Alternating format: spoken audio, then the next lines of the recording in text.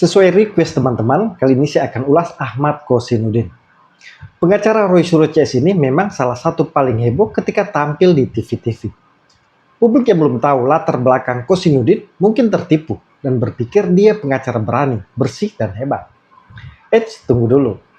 Kosinudin ini punya motif di balik setiap aksi panggungnya yang terkadang sok heboh sendiri. Pertama yang harus teman-teman tahu, Kosinudin ini adalah ex-aktivis HTI. Karirnya di HTI cukup cemerlang. Kosinudin ini paling giat mempropagandakan khilafah ala HTI kepada masyarakat Indonesia. Jalan yang ia pakai ialah hukum. Dalam setiap narasinya, Kosinudin berbicara tentang ketidakadilan hukum, urgensi syariatisasi hukum, dan lainnya. Intinya Kosinudin adalah aktivis HTI tulen dan memiliki jabatan mentereng seperti Direktur Pusat Kajian dan Bantuan Hukum HTI. Kosinudin juga menjabat sebagai Ketua LBH Pelita Umat.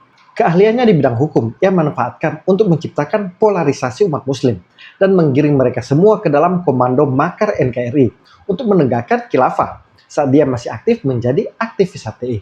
Nah, gaya menggiring opini dan menciptakan polarisasi ini pun dia terus praktekkan saat menjadi pengacara Roy Suryo CS.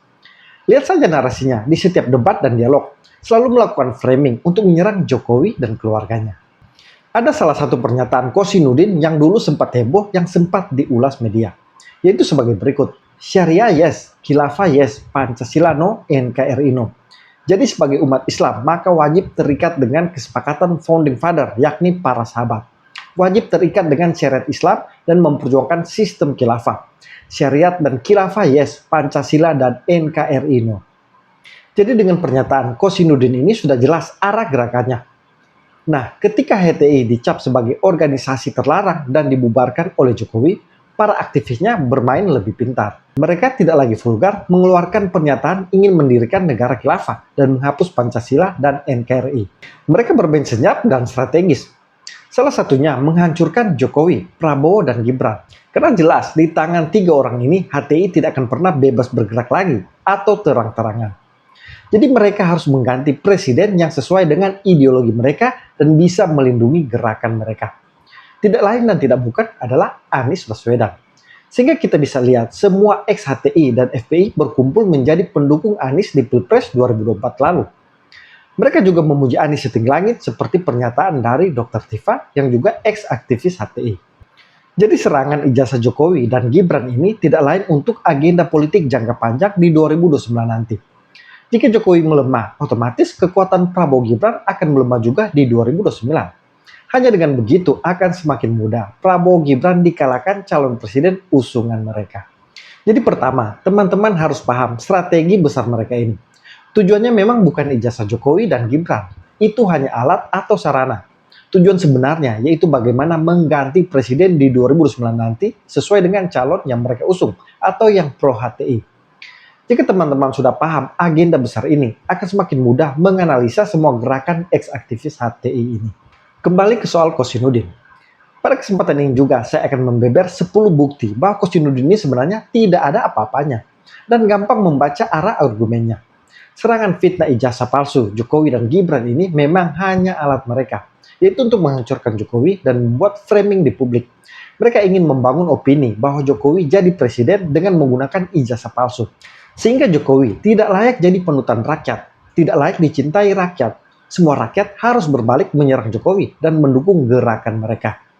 Dengan kata lain, mereka juga mau membangun framing bahwa semua kebijakan Jokowi sebagai presiden salah dan harus gugur, termasuk dalam hal membubarkan HTI. Oke, kita mulai. Pertama, Reza Indragiri membongkar kedok Kosinudin.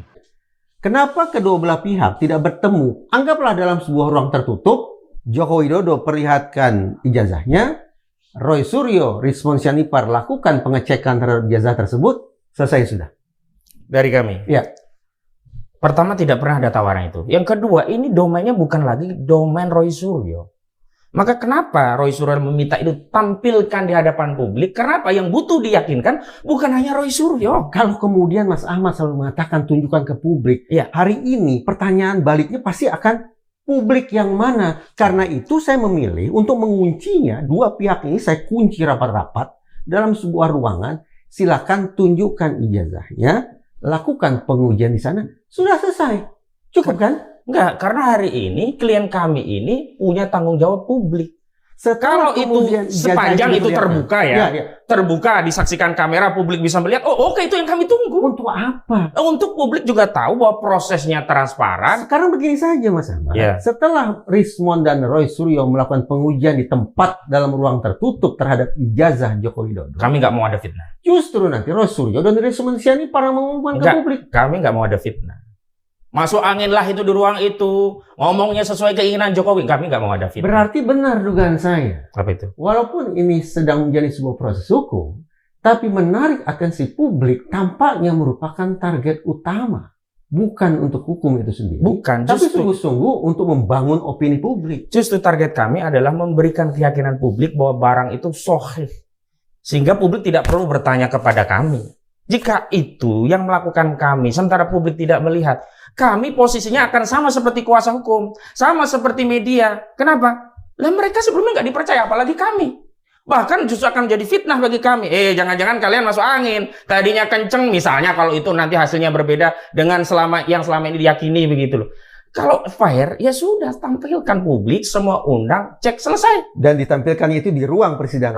Ruang publik. Kalau ruang persidangan kan kita masuk persidangan. Ruang publik pun nggak jadi sulit untuk diterima oleh nalar saya.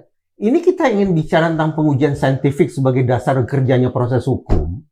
Atau sebetulnya sekali lagi, ini lebih pada untuk membangun opini publik. Jadi Kalau membangun opini publik, ya ini politik Mas Ahmad, bukan hukum. Jadi begini, kalau persoalan ini opini publik menjadi dasar bahwa ini politik, saya balik. Kenapa kasus yang kami laporkan hanya Dumas, tidak langsung diterbitkan LP, sehingga equal kasus kami dengan kasus yang ada di Polda Metro Jaya? Apa ada target politik? Perlakuannya kenapa tidak sama? Kenapa tidak sama? Itulah yang kami laporkan ke Komnas HAM. Kenapa kami tidak punya kedudukan hukum yang sama? Kenapa ini harus di Dumas? Kenapa dihentikan di proses Dumas? Kenapa nggak masuk pada penyidikan? Yang dilaporkan Komnas HAM siapa? Yang dilaporkan Komnas HAM saudara Joko Widodo. Joko Widodonya? Joko Widodo. Loh, kok malah Joko Widodo? Iya, karena yang memperlakukan secara tidak fair adalah Polri. Anggaplah demikian. Kenapa dilaporkan ke Komnas HAM adalah Joko Widodo? Karena laporan Joko Widodo di dalamnya juga ada redaksi-redaksi yang menurut klien kami mengintimidasi. Misalnya, saya sih kasihan, tapi yang mau gimana lagi begitu. Jadi klien kami merasa ini intimidasi secara komunikasi, jadi kita kasihan pun sekarang dianggap intimidasi. Ya. Di sini terungkap bahwa tujuan Kosinudin dan Roy Suryo CS ini memang ingin membangun opini publik, yaitu bahwa Jokowi tidak layak jadi presiden 2 periode karena ijazahnya palsu. Jadi mereka ingin merusak citra Jokowi.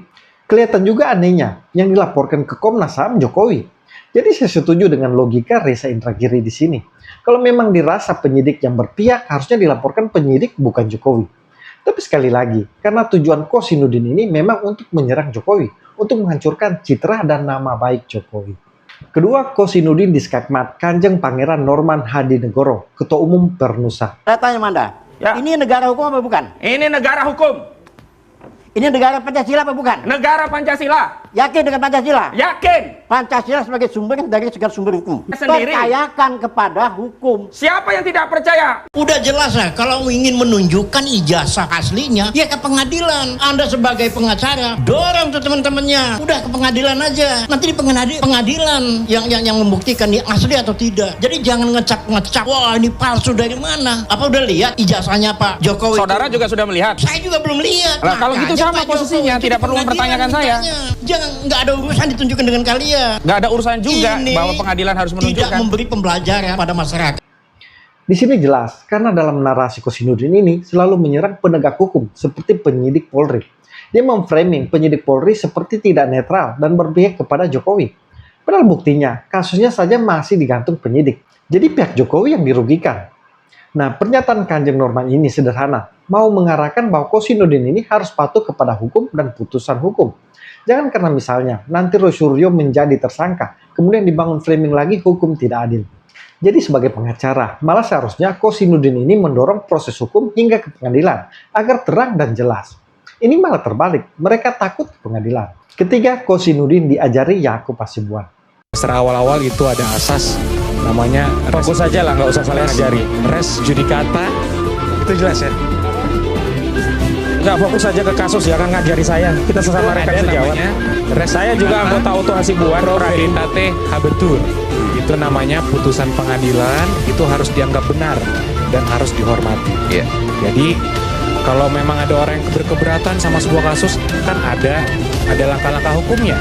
Jelas apakah itu mau banding, apakah mau kasasi, mau PK dan lain-lain.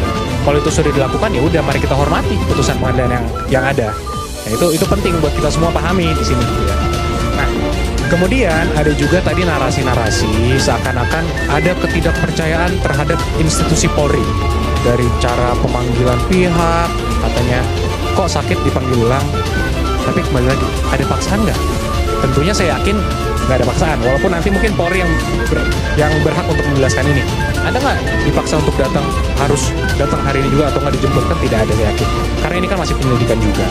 Nah, tapi yang paling penting, yang untuk masyarakat luas ini juga mungkin pikirkan, kalau memang ada orang mengklaim bahwa saya tidak percaya Polri, saya tidak percaya Puslapor. Loh, kalau gitu kok mengadunya ke Polri? Anda melapor ke Polri, tapi tebang pilih. Oke, saya percaya Polri, saya mau adukan, tapi saya nggak percaya Puslapor, saya nggak percaya penyidik karena prosesnya dia. Terus bagaimana? Ya ini pertanyaan yang kita semua harus pahami gitu. Bagaimana mungkin kita mau melaporkan sesuatu ke suatu institusi, tapi kita at the same time kita juga tidak percaya, jadi kan tidak konsisten. Nah, itu yang paling penting juga yang harus kita pahami bersama. Jadi Mas, singkat saja, sebenarnya masalah ini kan simple. Masalah ini sebenarnya ada ketidakpercayaan kepada Pak Jokowi bahwa ijazahnya palsu. Pak Jokowi sudah katakan, saya punya ijazah, saya lulus. Kemudian UGM sudah mengatakan, pihak yang mengeluarkan loh, ini ibarat uang palsu. Mas Eman kalau ada uang rupiah di kantong, yang mengeluarkan BI kan Mas? Mas bilang itu tidak asli, BI bilang, itu asli saya yang mengeluarkan. Masih juga mau coba diperdebatkan, tapi tidak apa-apa.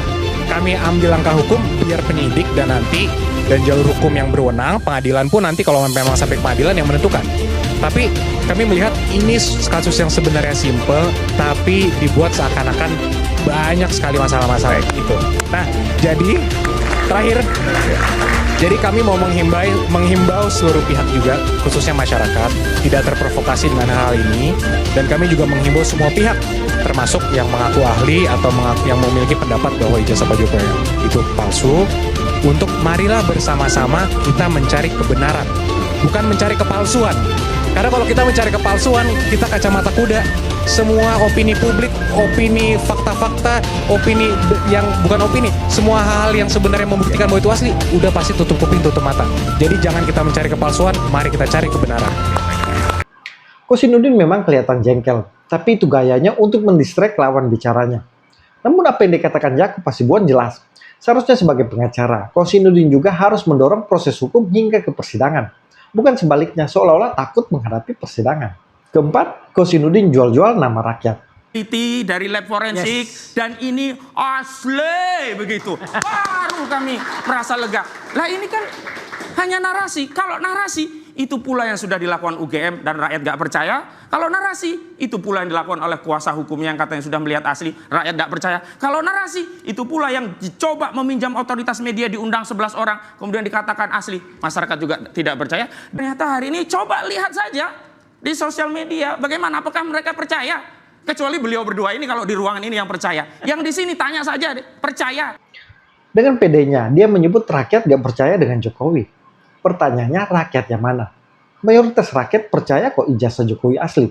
Sudah ada hasil surveinya. Yang tidak percaya ya hanya kelompok Kosinudin ini, aktivis dan simpatisan ex-HTI dan FPI, serta yang kecewa kalah Pilpres. Kelima, Kosinudin klaim rakyat percaya Jokowi pembohong. Sebenarnya sudah banyak ya yang mendelegitimasi klaim bahwa ijazah itu asli. Bahkan dari pihak-pihak yang sebelumnya selama ini melegitimasi ijazah itu asli. Misalnya Pak Kasmujo yang dibanggakan warari bolak-balik skripsi saya akhirnya berhasil. Ternyata tidak mengaku sebagai pembimbing skripsi. Bahkan tidak juga menjadi dosen, hanya asdos. Hanya asdos. Itu tidak pernah diungkap. Pembimbing. Enggak, terakhir dosen. Pengakuan dia hanya asdos bahkan. Tidak pula dosen pembimbing akademik begitu. Artinya banyak hal yang mengatakan bahwa kita jangan muter-muter ya Bang, dosen pembimbing akademik itu. Silakan. Sebentar, saya belum masalah begini. Sebentar, saya belum selesaikan. Anda kan bertanya ke saya Ya, tadi. silakan Ya, singkat baik. saja, singkat. Jadi saya kira ini persoalannya adalah kembali kepada publik, kepada masyarakat. Apakah kepercayaan publik akan percaya dengan klaim-klaim yang sebenarnya membuat lama, panjang, dan melelahkan, tapi hasilnya juga tidak dilegitimasi oleh publik? Kenapa tidak mengambil jalan sederhana, menenteramkan rakyat, tidak ada perdebatan lagi, tunjukkan jasa selesai, sehingga kita tidak perlu berdebat, rakyat tentram, membangun bangsa. Kenapa meniti jalannya lebih panjang Mas dan Ozi. melelahkan, padahal tahu ujungnya Mas pun Ozi. akan terdelegitimasi jika itu tidak jujur. Dan ketidakjujuran ini sudah terbaca sejak awal. Mohon maaf Mbak, kalau saya katakan Jokowi pembohong itu rakyat semuanya percaya. Kan nanti Ini sudah saya siap, mesti ini, sudah mesti- siap untuk ditunjukkan. Oh siap sekali, siap. Bawa ke pengadilan Mbak. Ditahan dulu ya, ditahan dulu. Jokowi Kita jeda pembohong terlebih itu dahulu saya pemirsa. pertanggungjawabkan. Apa kabar Jokowi Indonesia pembohong malam itu akan banyak. kembali untuk Anda Anda pembohong sesaat kalau lagi. begitu. Jokowi pembohong. Jadi ini salah satu contoh framing yang dilakukan Kosinudin. Dia sengaja ingin menggiring opini bahwa rakyat percaya Jokowi pembohong. Padahal faktanya kebalikannya. Lebih banyak rakyat yang percaya dengan Jokowi. Jadi seperti inilah taktik propaganda Kosinudin sejak menjadi aktivis HTI, melakukan penggiringan opini. Keenam, Kosinudin diskakmat penasihat Kapolri Arianto Sutadi. Kalau ada penyidik yang katakan saya brengsek. Tapi kalau penyidik yang baik ya jangan dikatakan digeneralisir gitu. Itu satu. Yang kedua mengenai putusan Bambang itu ya. Itu kok nggak dibuktikan itu ijazah asli ya. Justru karena hakim itu yakin bahwa Pak Jokowi itu pegang ijazah asli lah, makanya dia memutus kayak gitu. Itu. Kalau protes ya silakan aja protes pakai peradilan lagi. Nggak perlu jangan menafsirkan di luar-luar kayak gini. Itu namanya menghasut Pak gitu. Karena yang nggak menghasut Pak. Jangan, saya tersinggung kalau disebut menghasut. Kita ini berpendapat. Ya. Di forum ini jangan ngomong menghasut Pak. Saya anggap itu menghasut. Baik, saya tidak terima ini dianggap menghasut. Silahkan. Saya juga silahkan Anda mengatakan menghasut. Silakan. Saya mengatakan cara Anda ngomong itu adalah menghasut. Saya mengatakan Anda memframing saya menghasut. Saya setuju 100% dengan penasihat Kapolri Arianto Sutadi. Memang narasi Kosinudin selalu menghasut. Seperti di video-video sebelumnya, dia selalu menghasut publik untuk tidak percaya dengan keaslian ijazah Jokowi. Bahkan dia mengklaim publik percaya Jokowi pembohong. Tapi dia selalu mendistract lawan bicaranya supaya terganggu. Inilah gaya Kosinudin yang tidak jauh beda dengan kliennya Roy Suryo yang juga suka mendistract lawan bicara. Ketujuh, Kosinudin diskakmat Prabowo. Meminta kepada Presiden Republik Indonesia untuk terlibat dalam kemelut kasus ijazah palsu Saudara Joko Widodo, termasuk kasus ijazah SMA Saudara Gibran Raka Buming Raka. Masalah ijazah dipersoalkan. Nanti ijazah saya ditanya-tanya. Iya kan? Ini ada wartawan banyak ya. Ini salah satu pernyataan monohok dari Prabowo yang secara tidak langsung mengskakmat Kosinudin CS. Karena Kosinudin ingin Prabowo mendukung gerakan mereka. Pernyataan Prabowo itu pun seperti menampar muka Kosinudin CS. Kedelapan, Kosinudin sok minta Jokowi jangan cabut laporan. Jangan cabut Pak, lanjutkan Pak ya. Jangan cabut. Nah kalau memang Pak Jokowi mau menang dari putusan pengadilan, ayo Pak. Jangan cabut ya Pak gugatannya, jangan cabut laporan polisinya Pak. Lanjutkan Pak. Karena saya seluruh rakyat Indonesia berkepentingan untuk mengetahui ijazah dari Saudara Joko Widodo yang sudah 10 tahun memimpin kami Republik ini selama 2 periode menjadi presiden bagi seluruh rakyat Indonesia. Jadi ini bukan hanya kepentingannya 4 orang. Jangan cabut Pak, lanjutkan Pak ya. Jangan cabut. 2 periode, jangan menjadi hak warga negara ingin tahu bertanya apakah presidenku punya ijazah asli atau sebaliknya. Memang ijazahnya palsu dan tinggal dijawab, ini loh rakyatku, aku dulu memimpinmu 10 tahun, ijazahku asli. Case close gitu loh. Gak perlu ada korban, gak ada yang perlu masuk penjara, gak perlu ada yang dihinakan sehina-hinanya, gak perlu ada yang direndahkan sedarah-darahnya. Sesimpel itu begitu loh. Ini lucu, awalnya minta kasus jangan dicabut Jokowi. Tapi sekarang terkesan mereka takut ke pengadilan. Dan mengemis-ngemis minta Jokowi jangan memenjarakan rakyatnya. Di sini kelihatan kontradiksinya. Saat awal mereka sangat pede, yakin. Tapi makin kesini mereka makin takut. Karena sebuah bukti dan instansi yang punya legal standing seperti UGM malah menguatkan Jokowi. Kesembilan, Kosinudin minta jangan pakai akronim teroris. Semestinya kalau memang negara ini, bangsa kita dididik secara intelektual, semestinya narasi intelektual yang disampaikan oleh Dr. Rismond, Dr. Roy Suryo dan kawan-kawan ini dijawab secara intelektual, bukan dengan ya statement yang bernada peyoratif. Misalnya kami menggunakan nomenklatur RRT, Roy Suryo, Rismond, dan Fauzia Tiasuma. Tiba-tiba disebut teroris. Benar-benar tidak bermoral begitu loh. Ini juga pernyataan lucu dari Kosinudin. Untuk Tifa, Roy Suryo, dan Rismond, dia minta jangan pakai akronim teroris. Tapi kalau dirinya dan Roy Suryo CS menyebut pendukung dan relawan Jokowi sebagai ternak Mulyono atau termul, tidak apa-apa. Ini kan lucu. Selalu yang salah hanya Jokowi dan pendukungnya. Sementara dia dan Roy Suryo CS yang paling benar. Inilah sesatnya seorang Kosinudin. Ke-10 Kosinudin di Skakmat, pakar hukum UI Aristo Pangaribuan. Ya, kita nggak tahu, factual, saya nggak tahu karena saya nggak pernah memeriksa ijazahnya. Tetapi kalau pertanyaannya bagaimana posisinya sekarang? Posisinya sekarang legal truth-nya ini mengarah kepada tidak ada tindak pidana karena ijazahnya itu bahasa sederhananya asli. Apakah legal truth tadi pertanyaannya kembali apakah legal truth itu sama dengan ada distance dengan factual truth? Idealnya enggak, tapi itu bisa terjadi. Tetapi sekarang ibarat ini pertandingan ya. Kalau kita lihat pembuktian itu kan siapa yang lebih meyakinkan. Sekarang mohon maaf Mas Ahmad ini sedang kalah kira-kira. Sedang kalah 2 atau 3-0 di babak pertamanya. Babak kedua masih ada memang pengadilan. Apakah bisa mengembalikan itu dengan bukti-bukti yang bisa meruntuhkan tadi formalitas kebenaran itu? Apa tuh bukti-bukti yang bisa meruntuhkan legal truth itu? Misalnya dibuktikan bahwa UGM ternyata bersekongkol juga. Ternyata komparasi data ijazahnya itu dikeluarkan di tahun yang sama yang tidak semestinya. Nah, itu akan jadi persoalan. Apakah Mas Ahmad punya itu? Saya nggak tau. Artinya ini harus memberikan pembuktian yang mengarah kepada faktual truth tadi? Iya, pasti dong. Karena sekarang legal truth-nya, mohon maaf Mas Ahmad, ini lagi kalah nih kalau pertandingan sepak bola. Kenapa lagi kalah? Satu, tadi saya bilang, pernyataan dari otoritas. Itu satu loh. Kemudian yang kedua, saksi-saksi, ada foto-foto. Dan jangan ingat, jantung hukum pembuktian di Indonesia itu, saya selalu bilang, tekanannya adalah kepada kuantum, jumlah alat bukti. Tadi Mas Ahmad 184, 2 alat bukti tambah 1 keyakinan hakim. Kalau kita lihat konferensi persnya Barreskrim, itu udah lebih dari 2. Apa maksudnya lebih dari 2? 1, uji forensiknya, itu bisa jadi dokumen surat. Ada lagi keterangan saksinya, keterangan ahlinya, ini udah lebih dari 3 ini. Jadi secara legal truth, ini sudah terpenuhi. Dan kalau misalnya kita bicara di pengadilan, ternyata menetapkan tersangka dengan memvonis orang, jumlah kuantum alat buktinya sama, yaitu 2. Apa bedanya? Kalau di pengadilan tinggal ditambah apakah hakimnya yakin apa enggak. Jadi subjektif. Jadi makanya itu saya katakan kalau ini pertandingan sepak bola, mohon maaf. Pihaknya Mas Ahmad nih lagi kalah nih di babak pertama. Apakah dia bisa mengembalikan? Saya nggak tahu. Ini salah satu pernyataan kunci. Karena Aristo Pangaribuan ini salah satu pengamat hukumnya netral. Dia sendiri sudah bisa melihat bahwa ijazah Jokowi memang asli. Dan Kosinudin seperti terlihat lesu mendengar pernyataan Aristo ini. Jadi sederhananya, publik dan pengamat hukum yang netral sebenarnya sudah bisa menilai bahwa ijazah Jokowi memang asli. Itulah 10 bukti jejak digital yang menunjukkan bahwa Kosinudin ini sebenarnya sudah kalah. Dan hanya melakukan framing atau penggiringan opini publik. Semua bukti dan saksi menguatkan ijazah Jokowi asli.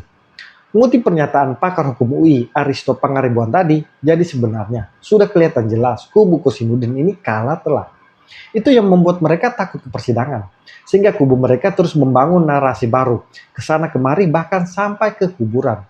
Sebenarnya semua gerakan itu menjelaskan bahwa mereka sudah kehilangan akal, sudah mentok dan dipastikan akan kalah di pengadilan. Tapi memang Kosinudin ini tidak akan kendor, karena tujuannya memang bukan untuk membuktikan ijazah Jokowi asli, tapi bagaimana terus melakukan framing untuk merusak nama baik Jokowi, supaya nantinya Prabowo Gibran melemah dan mereka punya peluang memenangkan calon presiden idaman mereka yang pro HTI di 2029 nanti. Jadi sekali lagi, kepada teman-teman tolong sebarkan narasi-narasi seperti ini agar makin banyak publik yang paham, yang mungkin termakan framing jahat mereka. Kita tidak boleh kendor semangat, karena Kosinudin CS ini juga tidak kendor terus menyebarkan fitnah dan kebencian. Semua narasi sesat mereka hanya bisa kita lawan dengan narasi juga. Jadi jangan pernah lelah kita melakukan kontra narasi. Salam kontra narasi.